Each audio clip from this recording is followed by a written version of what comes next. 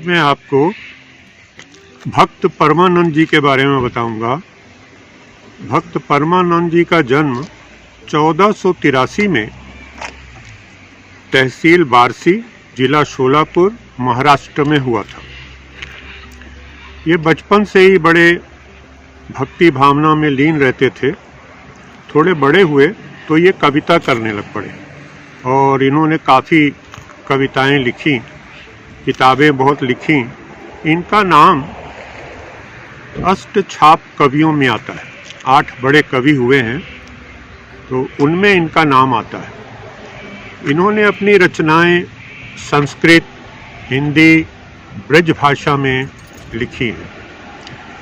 इनकी पुस्तकें हैं परमानंद सागर, परम दास पद, दान लीला, ध्रुव चरित्र, ये इनकी प्रमुख पुस्तकें हैं। और ये जब प्रेमा भक्ति में लीन हो जाते थे तो 700 बार दंडवत प्रणाम करते, भगवान को 700 बार प्रणाम करते थे। उस समय भक्ति लहर चल रही थी।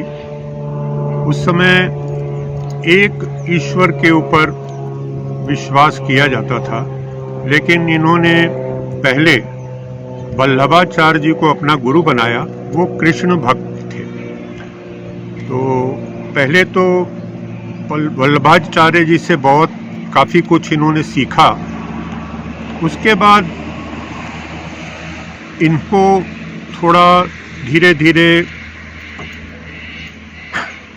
इसमें विश्वास होने लगा कि नहीं, ईश्वर एक है, और निर्गुण भक्ति की तरफ ये आकर्षित हो गए। बहुत बड़े प्रकांड पंडित और वैष्णव भक्त ग्रंथ साहब में अंग 1253 में स्वामी परमानंद जी का एक शब्द दर्ज है जो इस प्रकार है: तय नर क्या पुराण सुन कीना,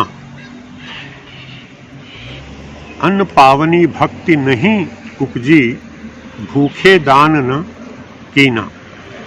काम न बिसर्यो, क्रोध न बिसर्यो, लोभ न छूट्यो देवा, पर निंदा मुक्ते नहीं छूटी, निफल भई सब सेवा। बाट पार कर मूस बिरानो, पेट भरे अपराधी, जह पर लोक जाए अपकीरत, सोई अविद्या साधी। हिंसा तो मन नहीं छूटी, जीव दया नहीं पाली, परमानंद साध संगत मिल, कथा पुनीत न चाली। इसका अर्थ इस प्रकार है: हे मनुष्य, तुमने पुराण आदि पढ़ा, उस ज्ञान का क्या लाभ जो जीवन को सफल न बना पाए।